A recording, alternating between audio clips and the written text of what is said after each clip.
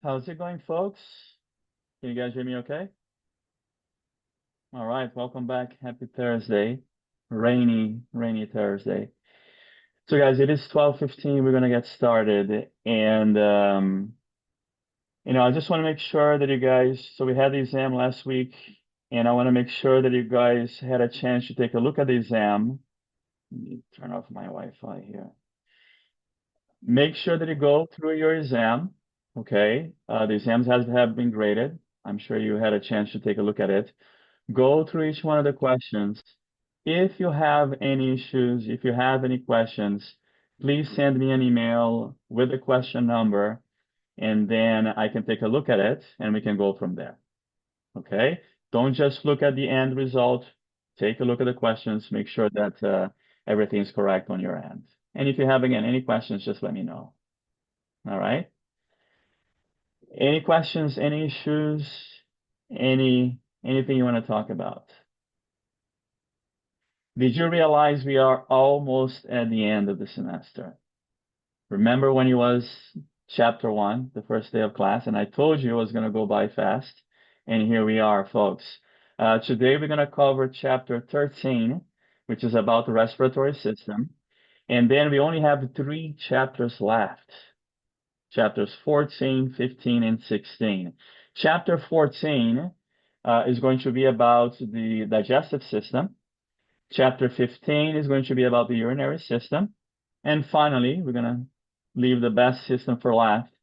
We're going to talk about the reproductive system on chapter 16. And then we are done. All right, so let me share my screen with you. And we do have a lot to talk about today.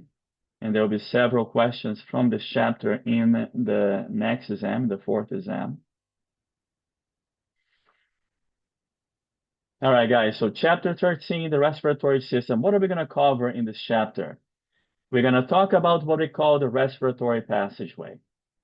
And the respiratory passageway is basically discussing about the different structures and different organs that we have within the respiratory system. Okay? We're going to go over each one of them and talk more about them, see what they do, why we have them, what are the different structures within that organ. Then, when we are done with the anatomy, so we're going to start with anatomy first. When we are done with the anatomy of the respiratory system, we're going to go over the mechanism of breathing. How do we breathe? What is the process of breathing? What is involved with breathing? What can happen when we have different diseases that affect our breathing?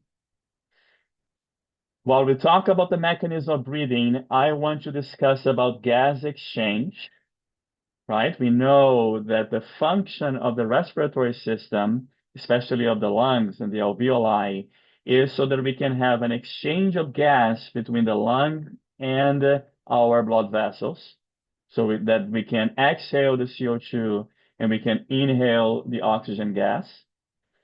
And then I want to talk about the control of breathing. How is our breathing control? And I want to talk about the role of something called surfactant. All right. So let's start from the anatomy first. Folks, we can divide our respiratory system into two major groups of organs. We have what we call the conducting zone, and we have what we call the respiratory zone. Now, all the structures that are in blue right here on the screen, they all belong to what we call the conducting zone. So they are structures and organs of the conducting zone. Okay? And that is going to include our nose and the nasal cavity. We're going to talk about each one of them in more detail. Then the air goes through what we call the pharynx, and the pharynx is divided into three different sections. We have the nasopharynx, oropharynx, and laryngopharynx. Then the air is going to go through what we call the larynx down here below. And within the larynx, we're going to find our vocal cords, the vocal folds, which allow us to be able to make sound with our voice. Then the air is going to enter the trachea, which is also what we call the windpipe. Then now finally, the air is going to go inside of the lungs, and it's going to go inside of the lungs through what we call the bronchi. But we have three different types of bronchi. We have the primary bronchi, we have the secondary bronchi, and we have what is called the tertiary bronchi. And the bronchi are tiny, small little tubes that we have inside of our lungs, again, taking the air in and out of the lungs. Okay? Now, attached to the tertiary bronchi, now we're going to get into even smaller tubes called the bronchioles. And we have two different types of bronchioles. We have what we call the terminal bronchiole, and we can see right here that the terminal bronchioles, it is still in blue because the terminal bronchioles belong to the conducting zone. And the other bronchiole that we have is what we call the respiratory bronchiole. And the respiratory bronchiole, together with the alveoli, they belong to what we call the respiratory zone. Now, what is the alveoli? And we're going to take a closer look at it in a couple of minutes. But the alveoli, guys, are tiny, tiny little balloons of air that we have inside of our lungs. And these little balloons, they are very thin, they are very fragile, and we have about 300 million of these little balloons inside of our lungs. What is the function of the alveoli? The function of the alveoli is to allow the exchange of gases to happen between the lungs and the blood vessel. All the other organs of the respiratory system, folks, all they do is to pass the air from point A to point B. That's it. It's just a long tube conducting that air from one point to another. But it's not going to be until that air gets inside the alveoli, deep inside of the lungs, this is where gas exchange is actually going to happen. Okay? And we need every single one of those alveoli. Because as the alveoli gets destroyed, either because of smoking or because of a disease, a lung disease, then our lung function is going to become compromised. All right? The less alveoli you have, the worse the function of your lungs is going to be. Okay? Any questions so far?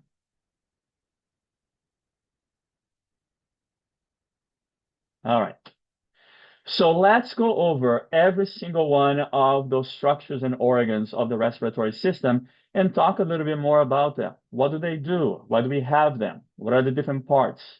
So let's start with the nose.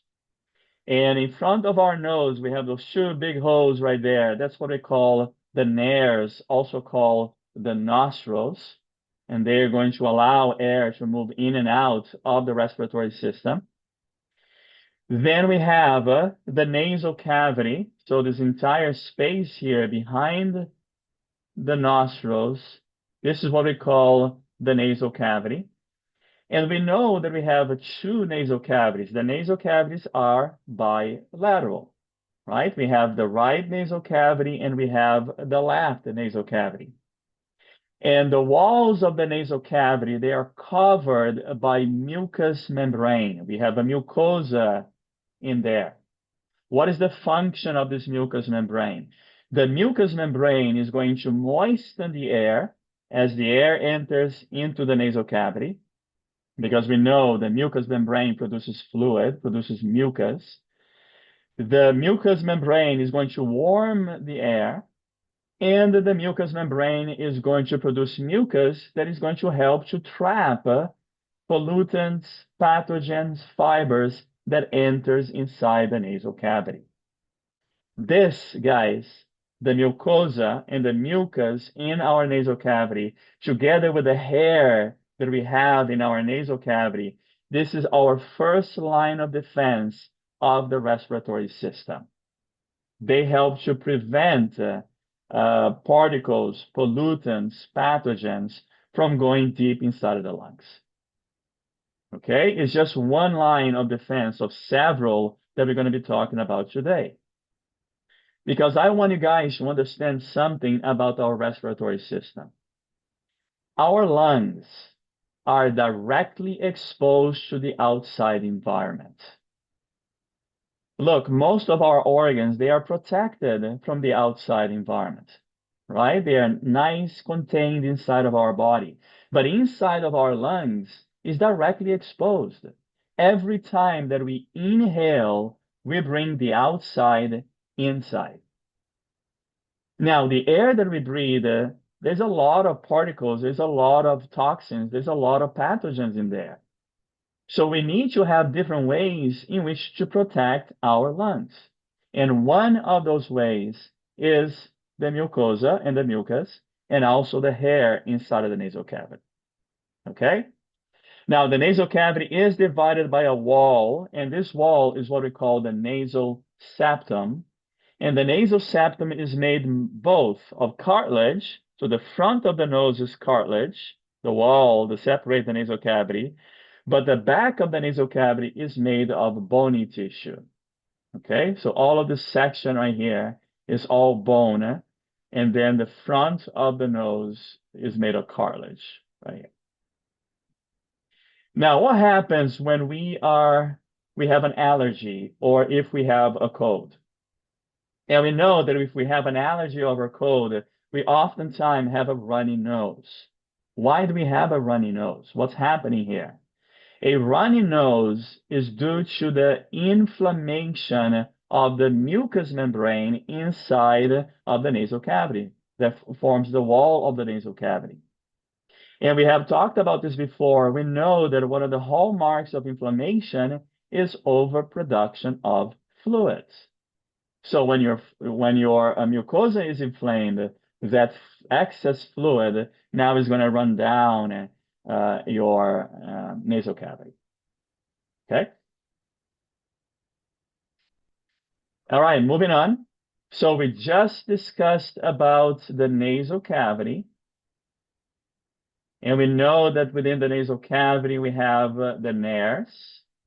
We have a wall, a nasal septum that separates the bilateral nasal cavity, and that the walls of the nasal cavity is covered in a mucous membrane. So now let's go on and talk about the pharynx, another part of the respiratory system. Now, the pharynx, which is also what we call our throat, it is divided into three different sections, guys. And you need to be careful about this in the exam. You need to be specific to what section of the pharynx I'm pointing to. Okay? It is not enough just to say pharynx. You need to tell me if I'm pointing to what we call the nasopharynx, which is located behind the nasal cavity. If I'm pointing to the oral pharynx, which is located behind the oral cavity, or if I'm pointing to the laryngeal pharynx, which is located right behind the larynx. Okay? Now, we can see that within the pharynx, we are going to find several tonsils. Can anybody tell me to what system does tonsils belong to? We have talked about them before, not that long ago. What system do tonsils belong to? Lymphatic system. The lymphatic system, absolutely, Circe. And we know they belong to the lymphatic system because inside of the tonsils we are going to find white blood cells, and those white blood cells, they are checking for the presence of any pathogens in the air that we breathe or whatever we swallow. Okay, and when we have an inflamed tonsils, we're going to have a condition called tonsillitis. And we have tonsils right here in the nasopharynx called the pharyngeal tonsils. We have tonsils behind the oral cavity called the palatine tonsils. And we have tonsils right behind our tongue, and this is what we call the lingual tonsils. All right, remember, when the tonsils are swollen because we are fighting an infection, that is because of the migration of white blood cells to the tonsils to help to fight that infection. right? Any questions, guys?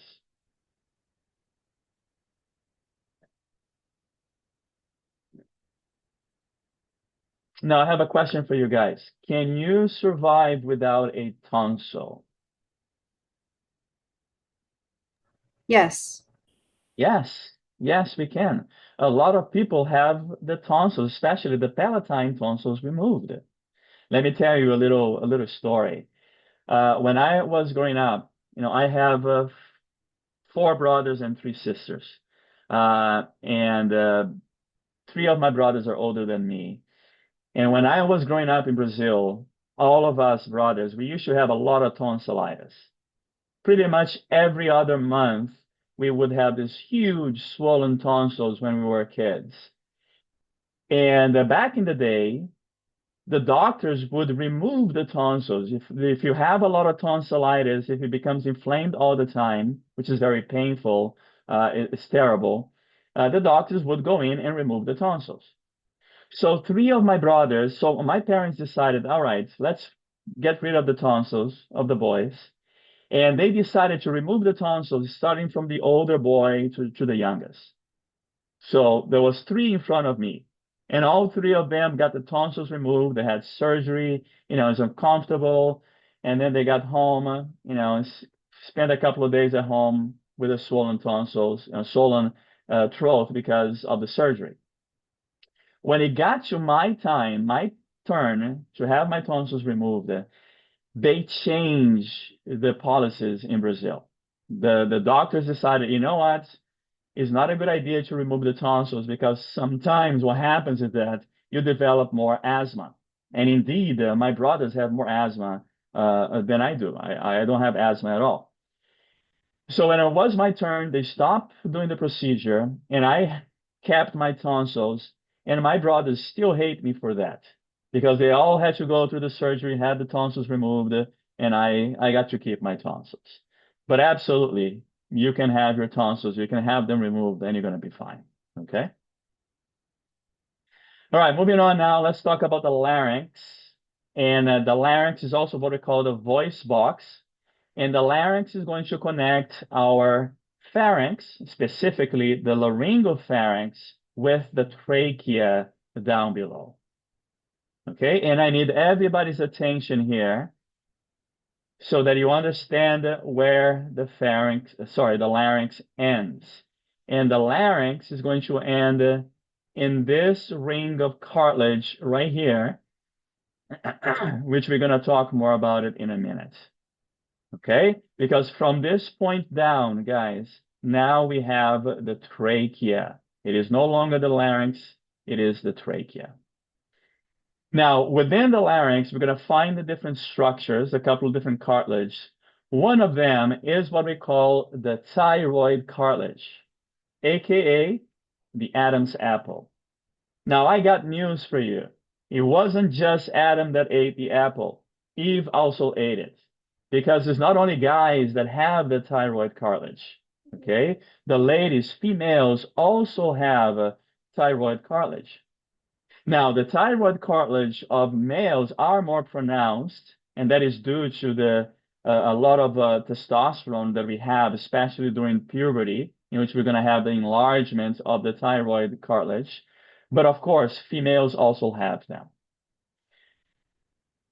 There is no clear hypothesis why males have a larger thyroid cartilage. We do know that an enlarged thyroid cartilage does lead to a more deeper voice of males than females.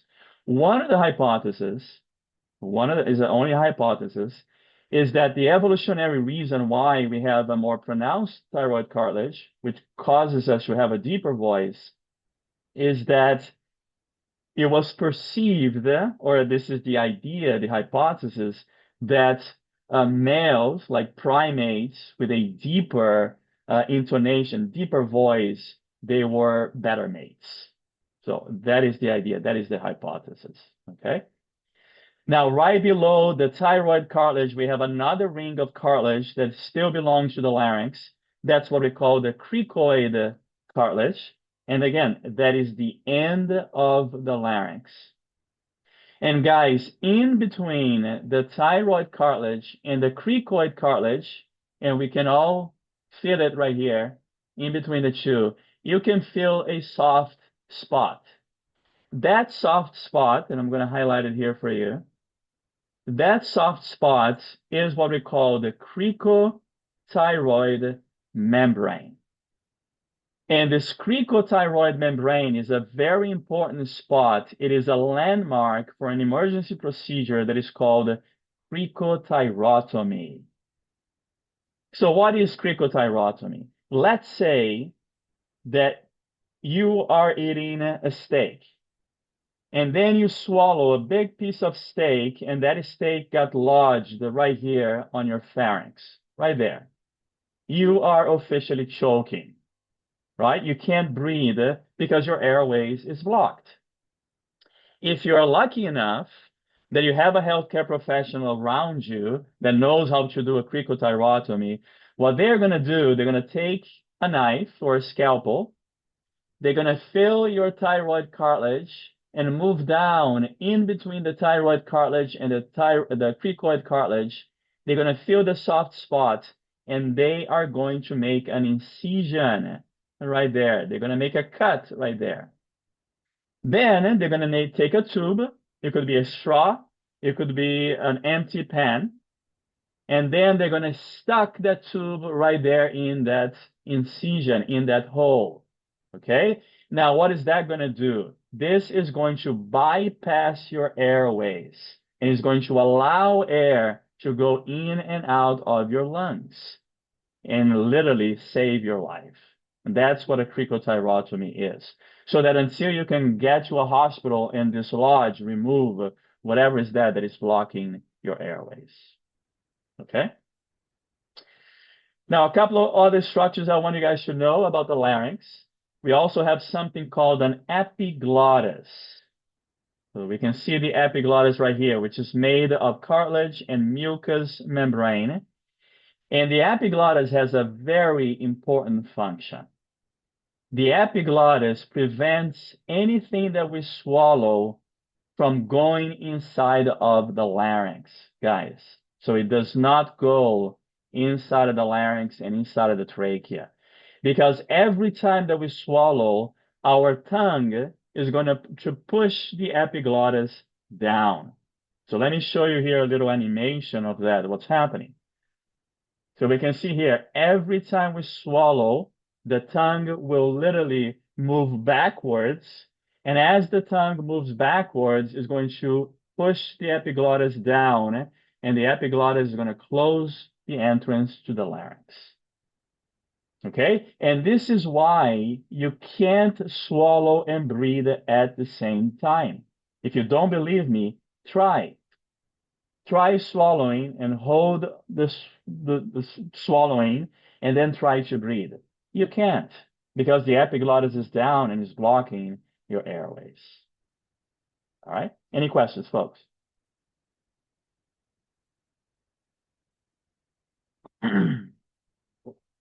All right. Now, we're still talking about the larynx.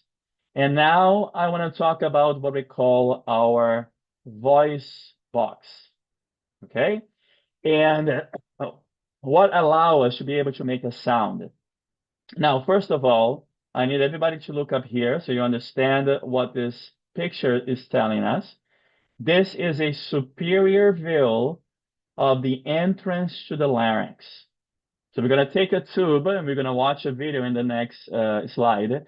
We're going to take a tube with a camera at the end, and then you're going to put the tube in your mouth. You're going to lift the epiglottis, and we can see the epiglottis right here, at least the base of the epiglottis. And now we can look, or can film, or can take picture of the entrance to the larynx. What we can see right here, we can see this tissue on the side, right there. This is what we call the ventricular folds, also called false vocal cords. And those false vocal cords, the ventricular folds, they serve as a basement membrane for the true vocal cords, right here in the middle. Okay, also called the vocal folds. Now, how do we make sound, folks? We make a sound when we push the air from the lungs upwards, and the air is going to pass in between the true vocal cords, the vocal folds. And the vocal folds, they open, they close, they stretch, they thicken, and it's going to be the vibration of the vocal folds as the air passes in between them that is going to allow us to be able to make a sound. Okay, now let me show you this really cool video of the vocal folds in action. If you've never seen the vocal folds in action before.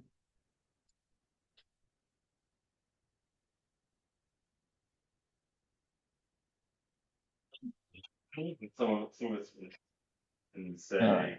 E. But let me back up here a second. Guys, right here, this is the epiglottis, okay? That's the lifted epiglottis. Right here in the middle, we can see the true vocal cords, the vocal folds, and then to the side, we can see the ventricular folds. E. Look at the vibration, folks. Again. Okay, left throat clear. Now louder. E. Okay, now glide from low to high. Look at the high note, how it stretches. Good. And now high to low. In a low note, how it thickens. Now high and real soft.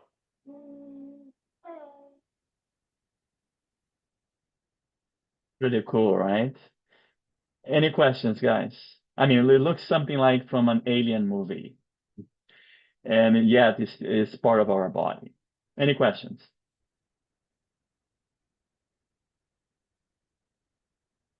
All right.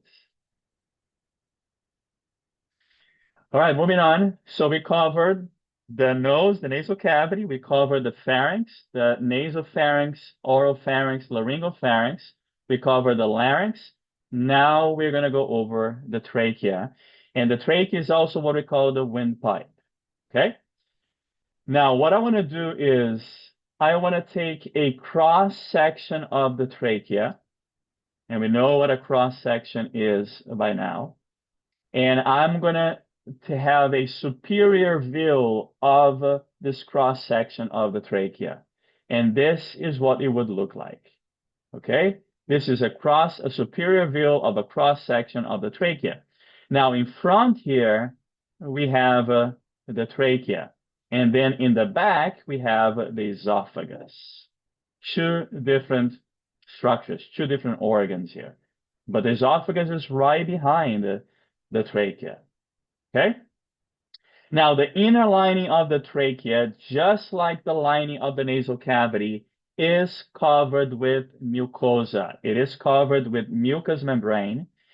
And the cells of the inner lining of the trachea, they have something special.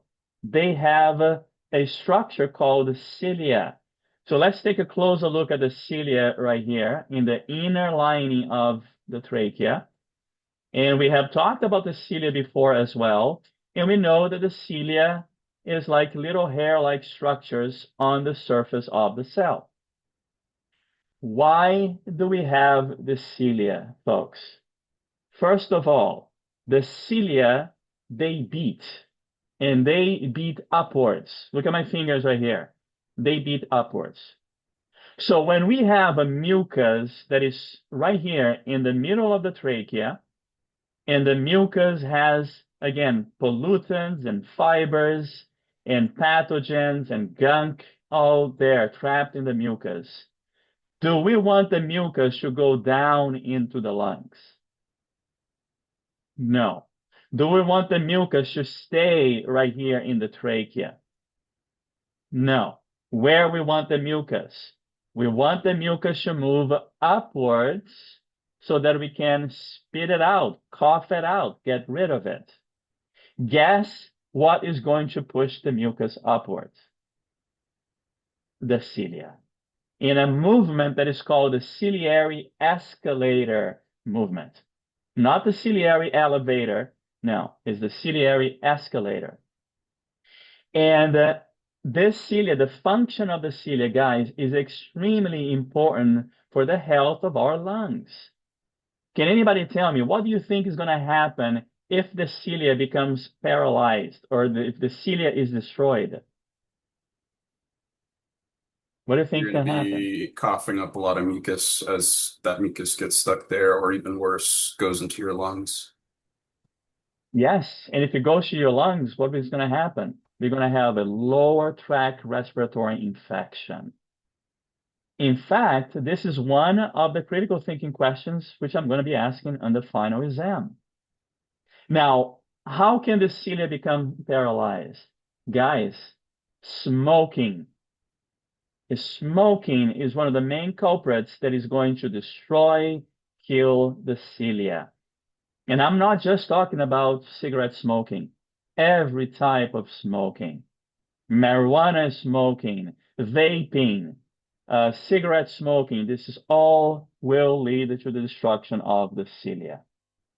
And now if your cilia is not working, if your cilia is damaged, again, what's going to happen? That individual will have more lower tract respiratory infection. Okay? So I don't care what people say. No type of smoking is safe. None of them. Absolutely none of them. I remember several years ago when vaping just came into the scene, and I had students, that would come to me and say, Professor, is vaping safe? Even before we have all the data right now that shows that vaping is not safe at all.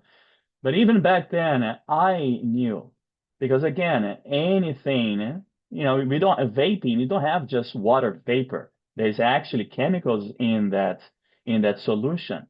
And those chemicals did and cause damage to the respiratory system. Okay? Now, I have a question for you.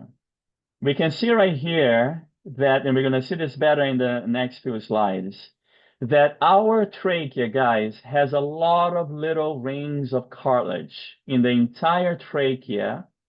In fact, these rings of cartilage is going to continue into the bronchi, okay, deep inside of the lungs. These rings of cartilage, they will keep the trachea open. Because look, there is no muscle in the walls of the trachea like we have in the walls of the esophagus right here. This is smooth muscle, okay, on the walls of the esophagus.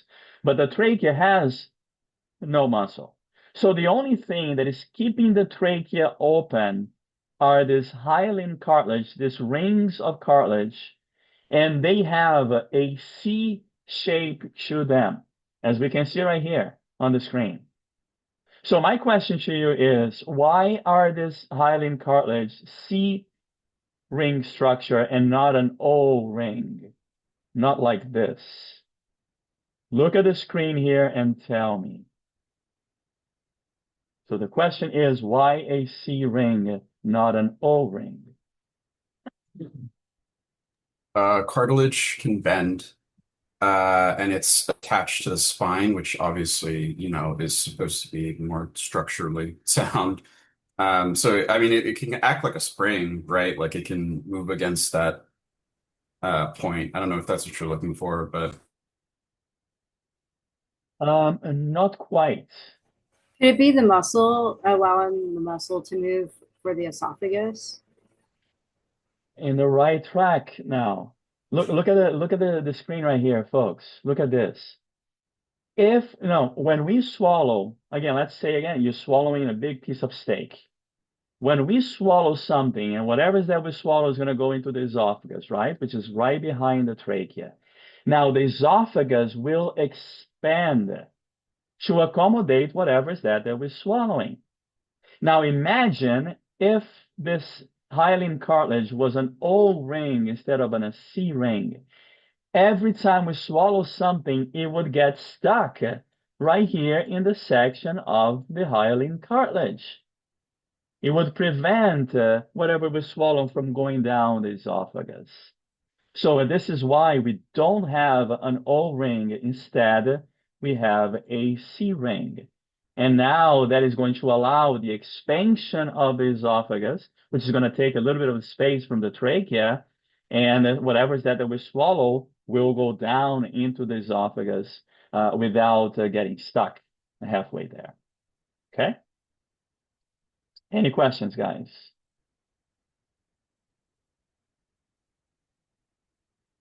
All right. Moving on, and I need everybody's attention here for a second, please. Let me show you once again where does the larynx starts and end, where does the trachea starts and end, where does the bronchi starts and end. Okay? The larynx will end, folks, right here in the cricoid cartilage. That right here that I circled for you, this is the larynx. Ends at the cricoid cartilage. From the cricoid cartilage down, now we have the trachea. Okay, and we can see how we have all these rings of cartilage throughout the entire trachea, keeping the trachea open. Now, as soon as the trachea splits into two, and now we're going to have a tube going into the right and the left lung. Now it's not the trachea anymore. Now this is what we call the primary bronchi. By the way, bronchi is plural, bronchus is singular. Okay, so this is the primary bronchi sending air into the lungs. From the primary bronchi, when it branches off, now it's going to become the secondary bronchi. And when the secondary bronchi branches off, now we're going to have the tertiary bronchi. Right? So again, we have primary, we have secondary, and we have a tertiary.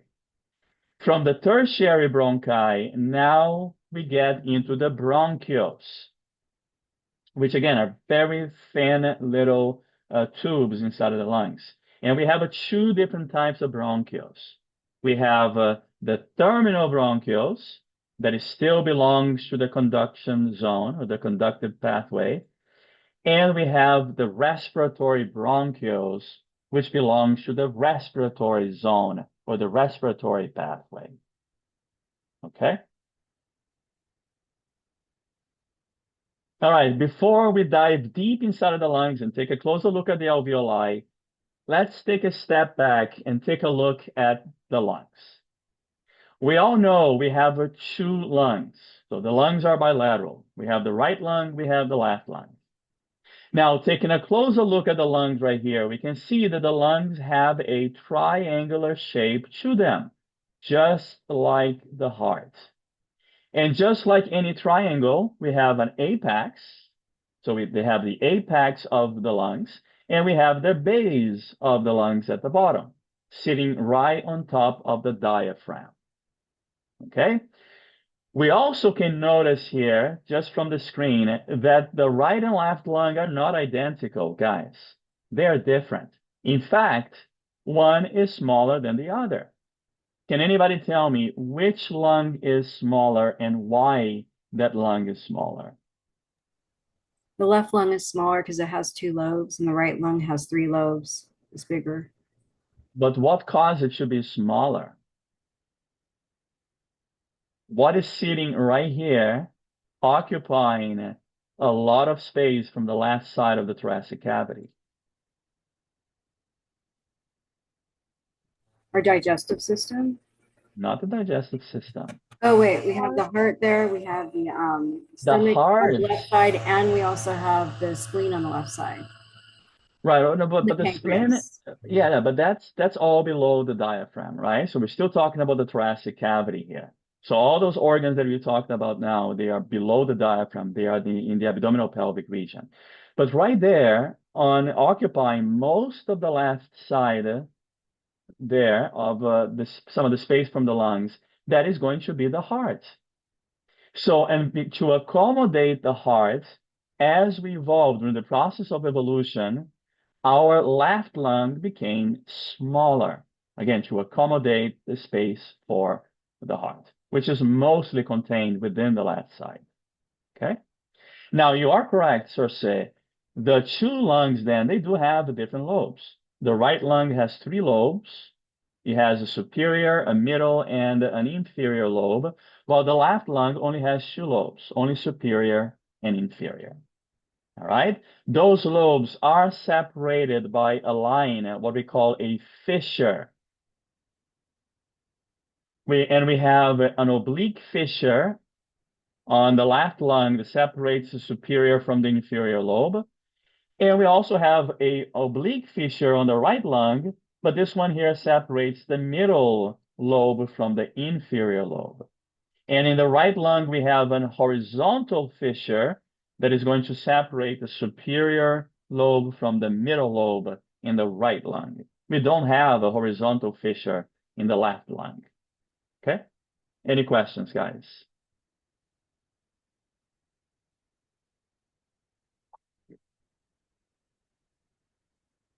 All right, finally, moving on, deep inside of the lungs, we have the alveoli. And alveoli is plural, alveolus is singular. All right, now before we talk about the alveoli, let's take a look at the bronchioles. And again, how many bronchioles we have? We have two. We have the terminal bronchioles and we have the respiratory bronchioles. And the alveoli is hanging from the respiratory bronchioles. Now I have another question for you folks. Can anybody tell me what structure we have? Name the structure that is found before the terminal bronchiole. Again, the question is, what is the structure right before the terminal bronchioles?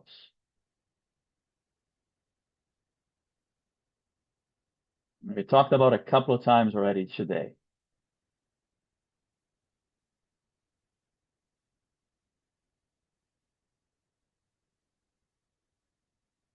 Think of the sequence, folks, of the conduction zone, the different structures.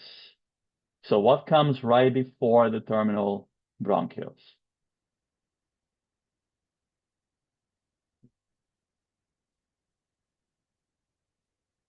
Do you guys keep your PowerPoint open while we're going through the slides to take notes on it? Come on, help me out.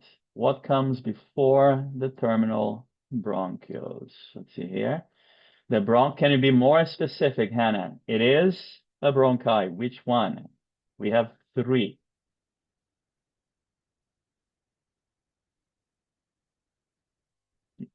Is it the No. tertiary? The tertiary, okay? Again, it goes, guys, primary, secondary, tertiary bronchi, terminal bronchioles, respiratory bronchioles, alveoli. All right? So let's take a closer look at the alveoli here. And when we have a group of these alveoli together, we have what we call an alveolar sac. And what I want to do right now, I need everybody's attention here and stop doing anything else you're doing. And what I want to do is I want to take a fill of these alveoli right here, and I want to cut them in half. I'm going to split them open so that we can take a closer look inside. And that's what we have right here. We have a look inside the alveoli. And what we're going to see is that we're going to find different cells that make up our alveoli. And this is something that I do like to ask questions about it in the exam. One of those cells are what we call the epithelial cells. All the stem-looking cells right here, guys, this is all epithelial cell. And the epithelial cells, they make the walls of the alveoli. And the walls of the alveoli are one cell thick. I want you guys to think about that. Here I have a sheet of paper, right? Paper towel. The walls of the alveoli is made of a single cell. That's how thin, that's how fragile they are. Okay? What other cells we find right here? We're also going to find this purple-looking cells, they're representing the macrophages. And we know the macrophages are white blood cells. They can do phagocytosis. Can anybody tell me why do we have resident macrophages inside the alveoli?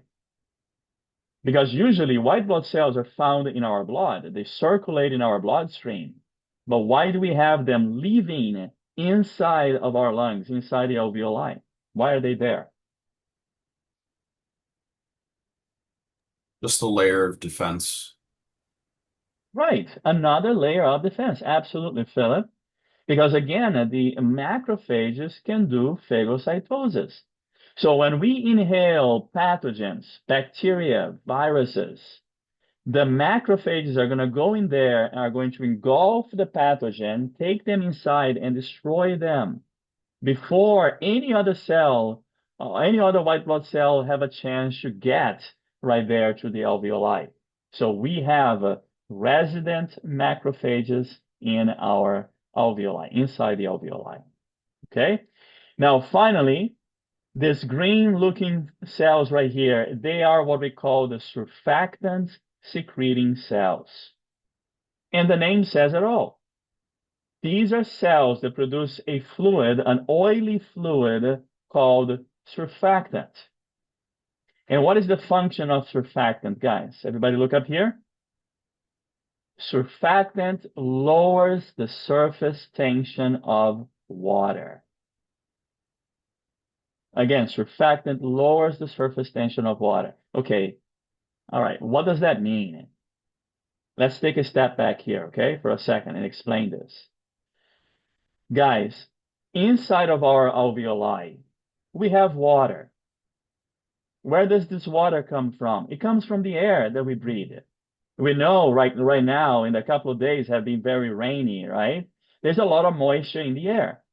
So when we inhale, there's moisture in the air, and that water will get inside of the alveoli. So we have water inside the alveoli. The presence of that water inside of the alveoli, they inhibit the exchange of gases between the alveoli and the blood vessel. And we can see the blood vessel right here, the capillary. Okay, again, the presence of water inhibits the exchange of gases. Why? Because water is held together by hydrogen bonds. Water has a surface tension.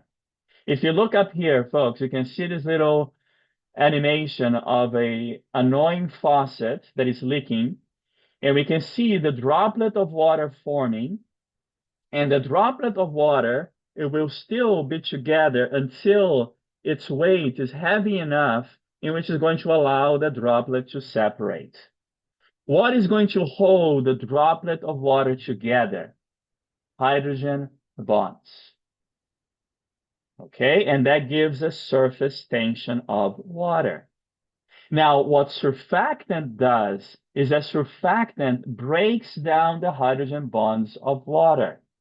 And when it breaks down the hydrogen bonds of water, it allows for the gases to move across the water and go into the capillary or into the alveoli. It allows for gas exchange to happen. Okay? Now, this is the reason why, very premature babies, they need help breathing. A lot of premature babies, especially if they are very premature, they are going to be placed into a little machine to help them breathe. Why? Because the lungs of those babies are not mature yet. Their alveoli don't have surfactant secreting cells and they don't produce surfactant, which means that they can't breathe on their own. Okay? And this is why, again, very premature babies, they need to be placed in a respirator to help them breathe. Okay? Any questions, folks?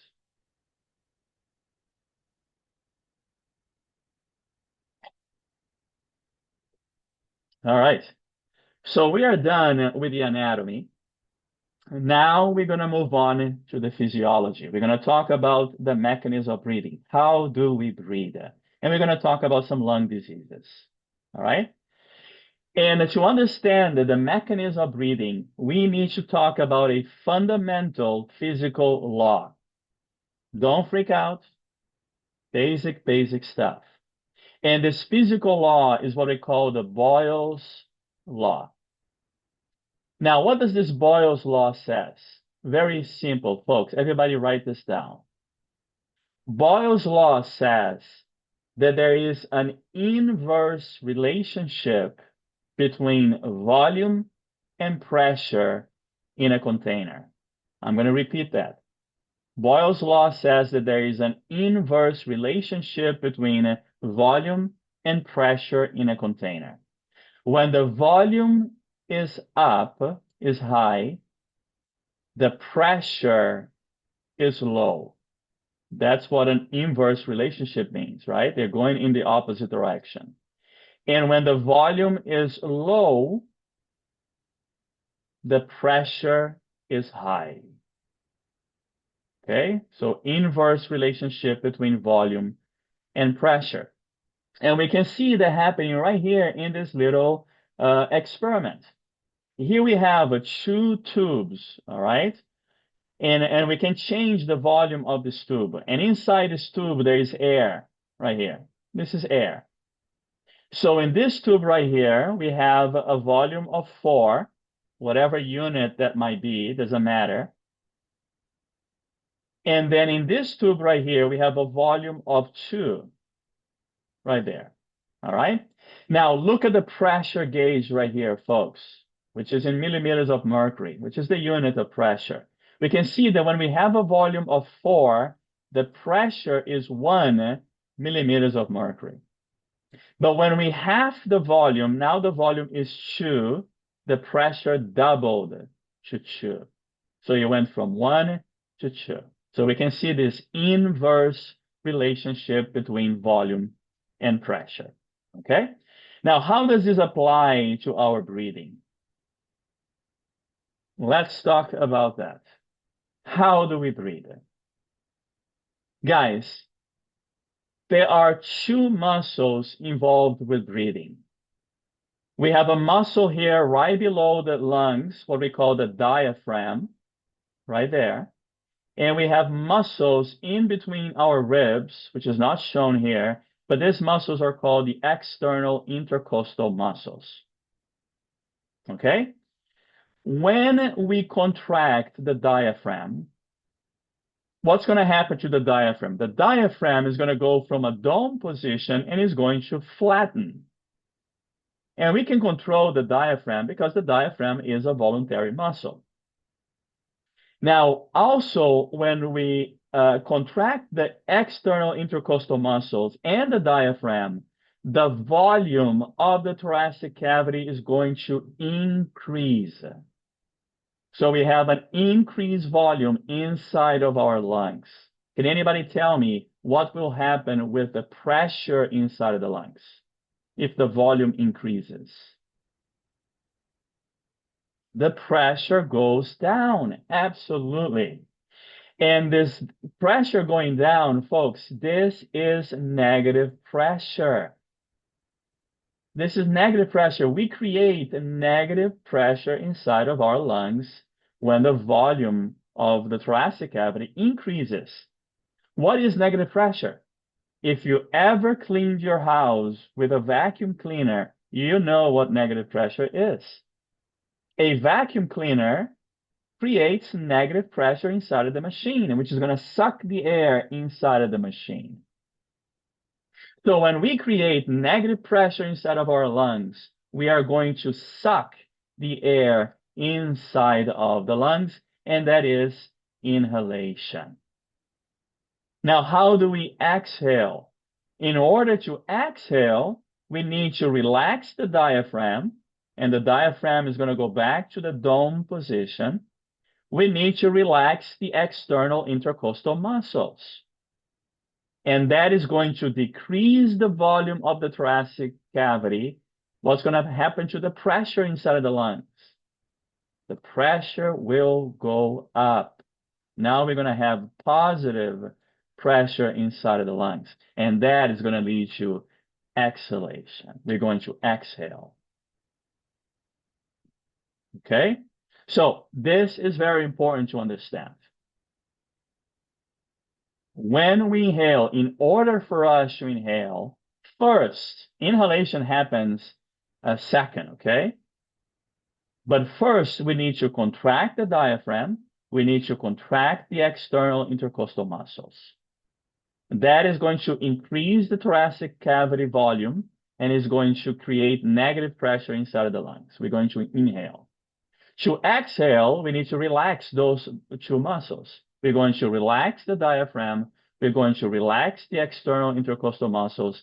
And we're going to decrease the volume of the thoracic cavity. And we're going to increase the volume inside of the lungs, creating positive pressure. And that's exhalation. Guys, any questions? Is this clear?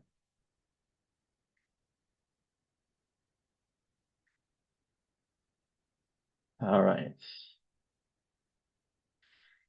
Now let's talk about some involuntary movements of our lungs. And coughing is one of them, right? When we cough, is because we have something that's stuck inside of the trachea, something foreigner inside of the trachea. And now we're going to have this contraction of the diaphragm and the coughing, and that's going to lead to trying to expel whatever is there that is inside of the trachea. That's coughing, an involuntary contraction and relaxation of the diaphragm. What about a hiccup?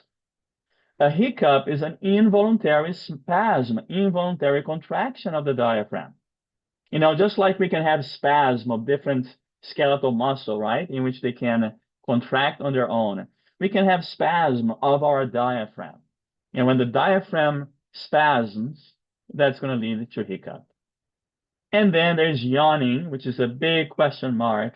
We still don't know exactly what is the evolutionary purpose of yawning. There are several hypotheses out there. One thing that we know about yawning is that when we yawn, other people is going to start yawning as well. Yawning is contagious, right? If I start yawning right now, all of you are going to yawn as well. Now, the good news is that, there you go, Circe. Even talking about yawning causes yawning. And, but actually, you know, we think that yawning is something that we do when we are bored or when we are tired. Not only. We also yawn when we are excited.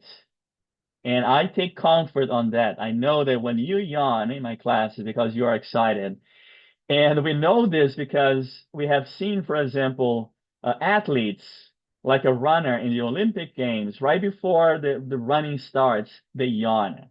And I'm sure they're not bored or tired. They're actually excited for what's to come. Okay.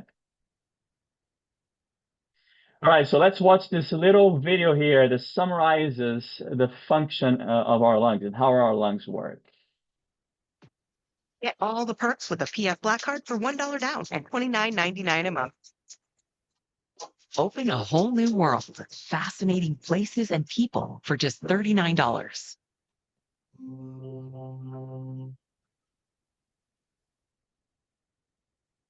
Many of us have hundreds of things on our minds at any moment, often struggling to keep track of everything we need to do. But fortunately, there's one important thing we don't have to worry about remembering: breathing.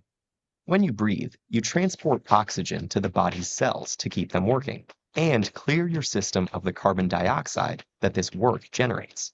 Breathing, in other words, keeps the body alive. So how do we accomplish this crucial and complex task without even thinking about it? The answer lies in our body's respiratory system. Like any machinery, it consists of specialized components and requires a trigger to start functioning.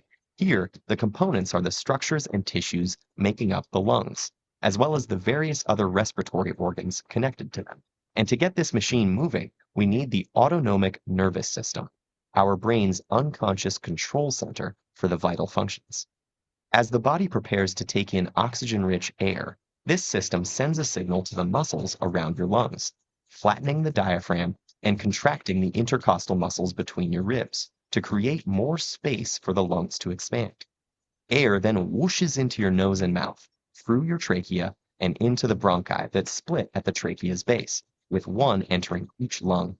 Like tree branches, These small tubes divide into thousands of tinier passages, called bronchioles. It's tempting to think of the lungs as huge balloons, but instead of being hollow, they're actually spongy inside, with the bronchioles running throughout the parenchyma tissue. At the end of each bronchiole is a little air sac called an alveolus, wrapped in capillaries full of red blood cells containing special proteins called hemoglobin. The air you've breathed in fills these sacs, causing the lungs to inflate.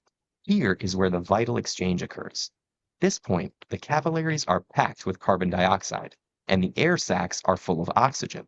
But due to the basic process of diffusion, the molecules of each gas want to move to a place where there is a lower concentration of their kind.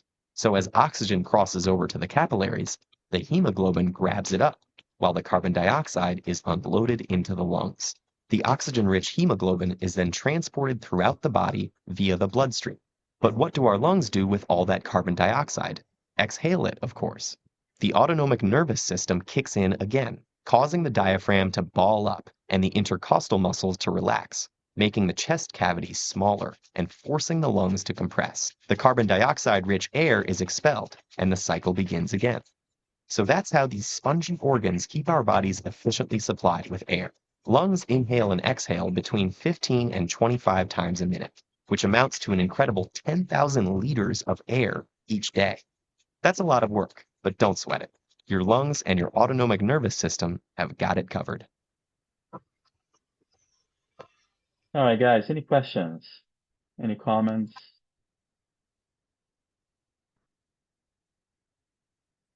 All right, moving on. Now we're going to talk about lung capacity and how to measure ventilation. Okay? You know, especially after the COVID-19 pandemic, a lot of people still have what is called long COVID, in which people, even though they don't have the COVID virus anymore, they do have damage to the respiratory system, damage to the lungs, and that could affect their respiration.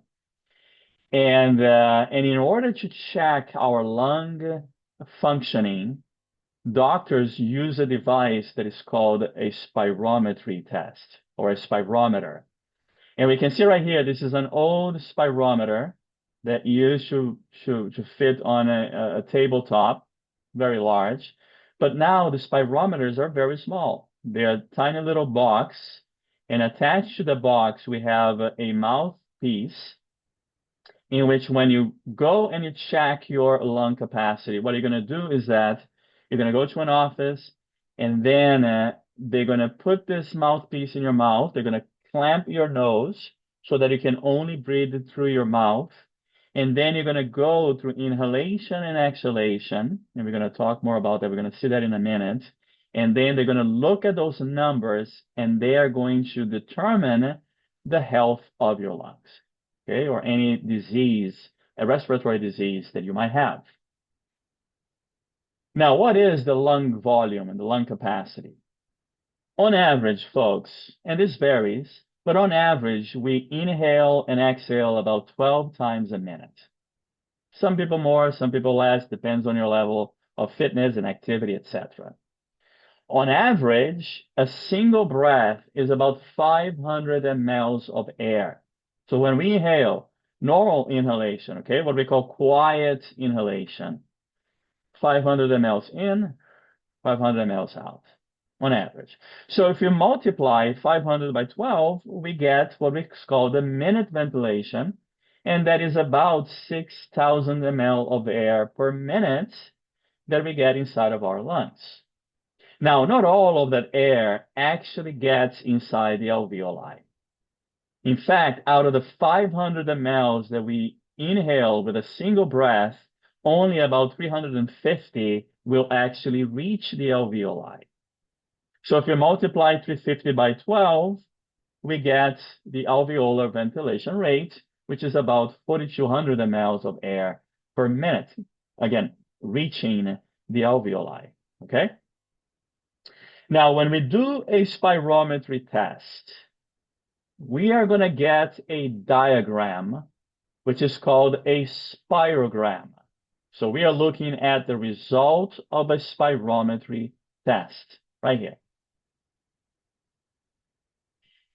And let's take a look at this result. Let's take a look at these little waves and peaks right here and see what they represent.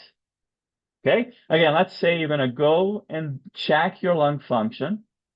They're going to put that mouthpiece in your mouth. They're going to clamp your nose. And then the technician is going to say, hey, I want you to breathe normal 5 times. So you're going to go inhale, exhale, inhale, exhale, inhale, exhale. Okay? After the 5th breath, they're going to tell you, all right, now I want you to inhale as hard as you can. You're going to go, and then you're going to exhale as hard as you can. And then again, breathe normal 5 times. And that's it. You're done. So now all that is left to do is look at the numbers, look at the values, look at the peaks right here. The normal breathing, folks, this is what we call the tidal volume in the spirogram. And on average, the tidal volume is about 500 mLs of air in and out. Again, 500 mLs when we inhale, 500 mLs when we exhale.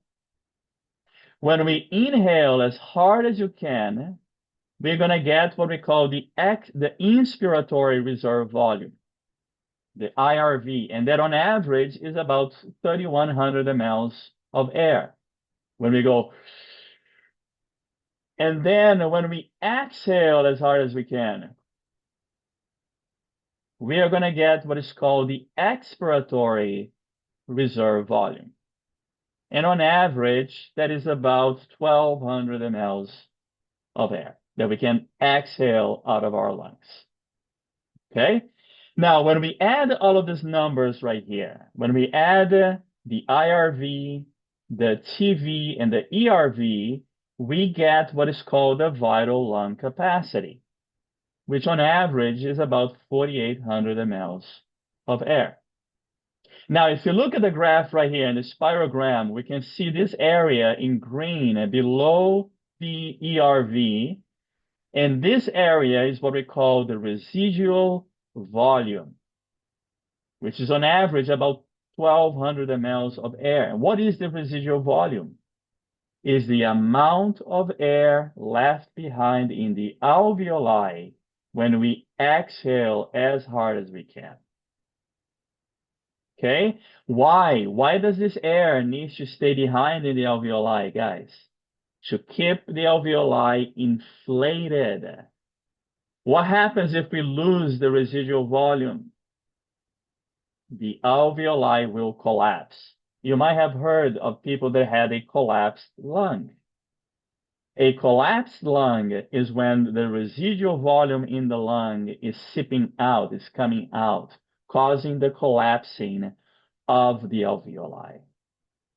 When we add the residual volume to the vital capacity, now we get what is called the total lung capacity, which is about 6 liters of air in our lungs. Okay, any questions, guys?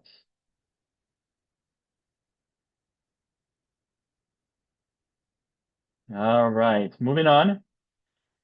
Now let's talk a little bit about the transport of oxygen and CO2 in the red blood cells and how the exchange of gas happens in the lung. And this is something I will absolutely positively ask you questions in the exam. And hopefully by now, by the end of the semester, you trust me. You realize that I'm telling you the truth. So let's see what happens here. Let's see how this exchange happens between the capillary in the lungs and the alveoli. Okay? We have seen this guy here before. This is a hemoglobin. And we know that the red blood cells are packed with the hemoglobins, right? There's a lot of hemoglobins in there. And we know that the hemoglobin is going to be the protein that carries and transports oxygen gas and distributes it throughout our body. So when the blood, the deoxygenated blood that is coming from the right ventricle and then get into the pulmonary trunk and then goes into the pulmonary arteries, when the blood gets inside the capillary of the lungs, okay, we are going to have oxygen gas in the alveoli that we inhale, and that oxygen gas is going to go to the red blood cells by diffusion. Why? Because we have a high concentration of oxygen gas in the alveoli and a low concentration of oxygen gas in the red blood cell. So they're going to move from high to low concentration via diffusion. Okay? Now, what about the CO2? The CO2 that was in the tissue and now went into our blood, and now this blood is returning to the lungs. That CO2, guys, when it gets inside of our blood, the CO2 is going to combine with water, and that is going to lead to the formation of a chemical called carbonic acid, H2CO3. And this carbonic acid is not very stable, is not a stable chemical. This carbonic acid, as soon as it's formed, is going to break down into another chemical called HCO3 minus, aka bicarbonates, right here. So it's going to break down into bicarbonates and protons, hydrogen ions. Guys, what am I telling you? I am telling you that CO2 does not travel in our blood as CO2. It travels as carbonic acid, and it travels as bicarbonate, HCO3 minus. Okay? Now, as the blood is arriving at the capillary of the lungs, we are going to have an enzyme called carbonic anhydrase, and this enzyme is going to break down carbonic acid into CO2 and water. And now that CO2 can leave the capillary by diffusion and go inside the alveoli. And when we exhale, we're going to get rid of that CO2. Guys, you need to memorize this chemical reaction right here. This is very important. Okay, this is what we call the bicarbonate buffer system. And this bicarbonate buffer system, which is the generation of bicarbonate right here, this is going to be very important to maintain the pH of our blood. I don't know if you remember, but the pH of our blood is between 7.35 and 7.45, slightly alkaline. What maintains this very narrow pH of the blood? Bicarbonate right here is a huge player in that, because bicarbonate is a buffer. And buffers help to neutralize, help to stabilize pH. So pHs, they don't vary widely. Because we know if our blood pH deviates from this slightly alkaline here, we can die. If our blood is too acidic or too basic, that will kill an individual. Is this clear, folks? Any questions about the carrying of CO2 in the blood? Philip? Yeah, just so that I'm understanding this correctly. With the arrows, that indicates that it's a process that's in equilibrium, like it's going back and forth essentially throughout the blood, Is going back and as forth. Yeah. it's moving. So the carbonic anhydrase, that's not regional. It's something that's in the bloods to help this process. It's just that once it approaches the lungs through the capillaries, that's when the diffusion would occur for CO2 specifically to pull that out. That is correct. We have to Okay. imagine this here. I mean, we are just taking a snapshot of what's happening, right? Right. This system here is very fluid and is changing all the time. If we freeze it on time and we take a picture of it, this is what it would look like. But yes, carbonic anhydrase is not localized in the lungs. It's something, Okay. is an enzyme that we have within our blood. Okay. but is important for that removal of the CO2 as carbonic acid, so that the CO2 can eventually be go into the alveoli so that we can exhale the CO2. But you're absolutely correct. It's not localized. Any other questions, folks?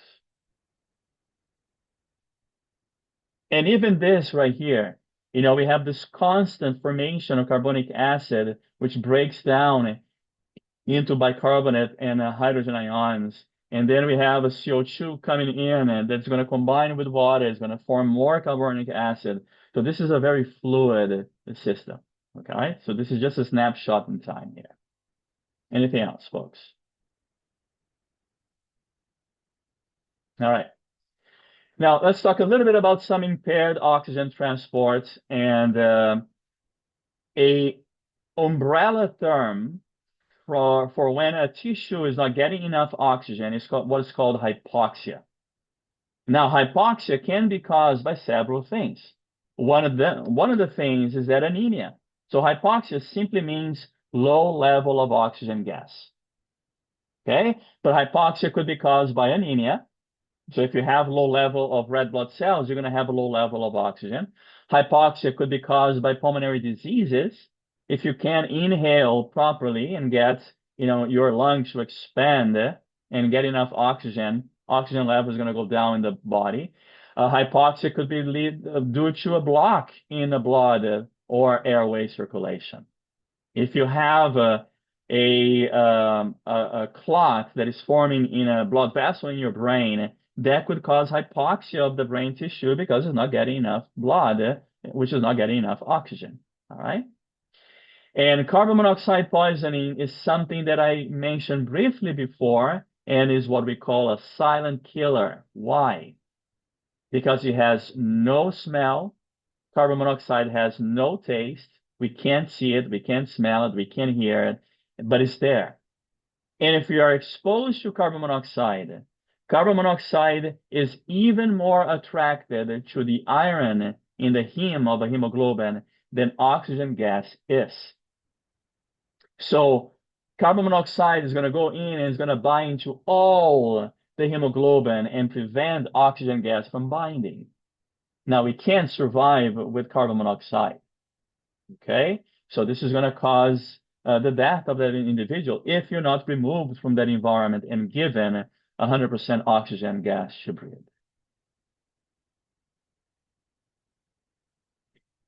Now, we watched a video earlier today talking about the control of breathing. And one thing that I want to mention, guys, is that yes, our breathing has an autonomic control.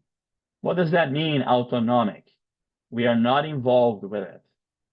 It's involuntary, which is great, so that we can go sleep at night. We don't have to think about breathing. Right now, we are talking, and we're not even thinking about our breathing, but we are breathing. But what I want you guys to understand is that our respiratory system also has a somatic control as well, because we control the diaphragm. We control the external intercostal muscles between our ribs. And when I contract those muscles, and they are both voluntary muscles, I will inhale. When I relax them, I will exhale. So we have a level of control over our breathing. Right now, I can increase my respiration. I can go on my own, voluntarily. So that is the somatic control. Okay? So it does have both an autonomic and a somatic control. And the control center for the breathing is located within the medulla oblongata, and there is a secondary control in the pons as well. All right? Now, from the medulla oblongata, guys, right here, right there, we're going to have two nerves that innervate the diaphragm and that innervate the external intercostal muscle. The nerve that innervates the diaphragm is called the phrenic nerve. Again, going directly from the medulla center all the way to the diaphragm. And the nerve that innervates the external intercostal muscles are called the intercostal nerves. What are the signals that will lead to the activation of the medulla center and the release of action potential through these nerves right here? A lot of people think that it's going to be a low level of oxygen. But actually, low level of oxygen is a secondary stimuli. Is second important. Because the number one most important stimuli is a high level of CO2 in the blood. Why, guys? Because when we stop breathing, okay, the CO2 level in our blood is going to increase because we're not exhaling, we're not getting rid of the CO2, right? When CO2 level increases in the blood, remember, when CO2 goes into the blood and binds to water, what is it going to form, guys? Carbonic acid. Carbonic acid is an acid. So when CO2 levels increase, carbonic acid level increases, and that is going to cause the acidification of our blood. Our blood will become more acidic. We have a decrease in the pH of the blood. And when our blood becomes acidic, the CSF, the cerebrospinal fluid, also becomes acidic because CSF is made from the blood. And when the CSF becomes acidic, that will trigger the activation of the medulla center. They will generate an action potential, which is going to travel through the phrenic nerve to the diaphragm, travel through the intercostal nerve to the external intercostal muscles, leading to the contraction of these muscles. And when those muscles contract, you will inhale. I don't know how many of you guys out there have kids. You know, I told you I have one, not a kid anymore. He's 16. But I remember the terrible shoes, the terrible threes. And when you would walk with them in the mall, and then let's say all of a sudden your kid wants a Labubu, right? We all know what a Labubu is. I know you know. And now they're throwing a tantrum at the mall, and then they turn to you and they said, if you don't give me a Labubu, I'm going to stop breathing until I die. You, as the smart parent that you are, and you have taken my class before, you're going to say, go ahead, knock yourself out. Because we know they're not going to be able to hold their breath, right? They're going to do that for a while, and then the CO2 level is going to accumulate. And now the medulla center is going to trigger an action potential, and the diaphragm and the external intercostal muscles will contract. And when they contract, you will inhale. Okay? Any questions, folks?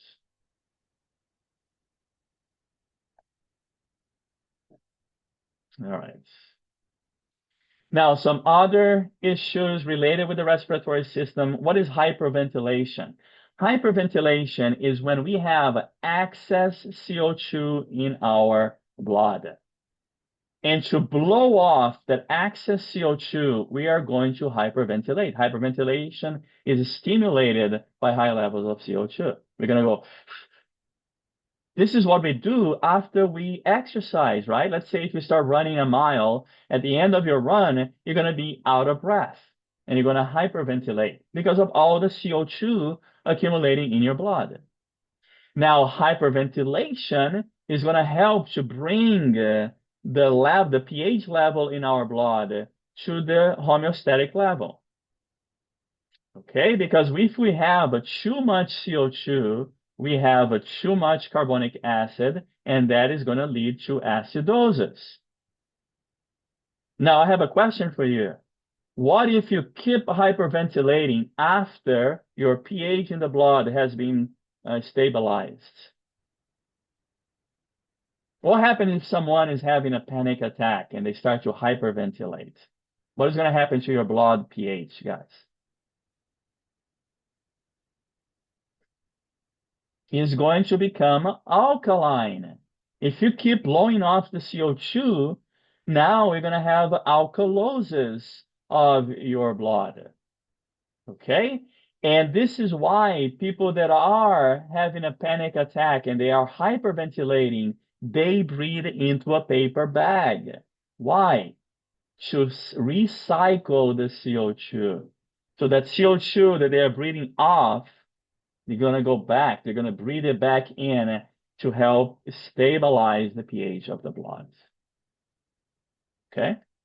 Smoking and air pollution, absolutely terrible for the health of our lungs. Guys, I'm a cancer researcher, and I think I mentioned this to you. Both of my parents died of cancer. My dad died of lung cancer. My dad started to smoke when he was like 14 years old, and he smoked until his 50s, mid 50s. He lived until 83. Guess what he died of? Lung cancer. The damage was done. Now, a lot of cancers out there, we don't have, it's nothing that you did was actually your fault. It could be a genetic condition. It could be involuntary exposure to something that led to the cancer. Lung cancer, 95% of lung cancer is due to smoking. So this is one cancer that, yes, you can avoid it by simply not smoking. Okay? And some other lung diseases, emphysema is a chronic inflammation of the alveoli, which is going to make them less elastic. They're going to become more rigid, and they're not going to be able to expand. Asthma is a constriction of the bronchiole and the bronchial passage, which, again, if you're exposed to something that irritates your airways, your bronchi will constrict, and that is going to decrease the passage of air. Pneumonia is an infection of the lungs that could be caused by several different pathogens, viral, bacterial, fungi, etc. And ARDS, which is acute respiratory distress syndrome, is when we have accumulation of fluid in our lungs due to inflammation of the alveoli. And guys, the people that died during a COVID-19 pandemic, when they had severe COVID-19, they died of ARDS. They died of acute respiratory distress syndrome, okay? In which their lungs literally filled with fluid. And even, the surfactant can help with that if your lungs has too much fluid inside. Now, our lungs, because we don't use our lungs until we are out of the womb, is one of the last organs to develop in our body during the process of fetal development. And a serious problem with that is when we have a premature baby, in which the lung is not mature, is not producing surfactant, and that is going to lead to a condition called IRDS, infant respiratory distress syndrome, okay, in which they will have a difficult time breathing on their own. They need help breathing. Okay. All right, so let's watch this little video here, and this little video basically talks about COVID-19 and how COVID-19 affects our lungs. When you breathe, air flows in through your mouth and nose and down your airways. Inside your lungs, the airways end in clusters of air-filled sacs. These air sacs are surrounded by tiny blood vessels. Here, oxygen from your lungs passes into your bloodstream to get to tissues throughout your body. Carbon dioxide is breathed out. COVID-19 is a disease caused by a virus called SARS-CoV-2. The virus infects cells along your airways by attaching to ACE2 and other molecules on those cells. The virus uses ACE2 as a door to get inside of the cells and make more copies of itself. The virus, and your immune system's reaction to it, inflammation, damages the air sacs, causing them to scar and stiffen or fill with fluid. This blocks some oxygen from passing from your lungs into your bloodstream. As blood oxygen levels fall, you may feel short of breath. In severe cases, a ventilator or other support may be needed. Inflammation helps our bodies fight infection, but in some people with COVID-19, it seems to go into overdrive. Researchers think this may be due to the fact that the virus latches on to the ACE2 molecule in order to get into cells. ACE2 helps reduce inflammation, and this effect is lost when the virus occupies it. The result is that inflammation can go awry. NHLBI-funded research over decades has helped us understand ACE2, its role in inflammation, and how it is hijacked by the virus. NHLBI is also supporting new studies, including clinical trials, focused on developing safe and effective treatments for people infected with SARS-CoV-2. People with chronic lung, heart, or blood diseases may be at higher risk of severe illness from COVID-19.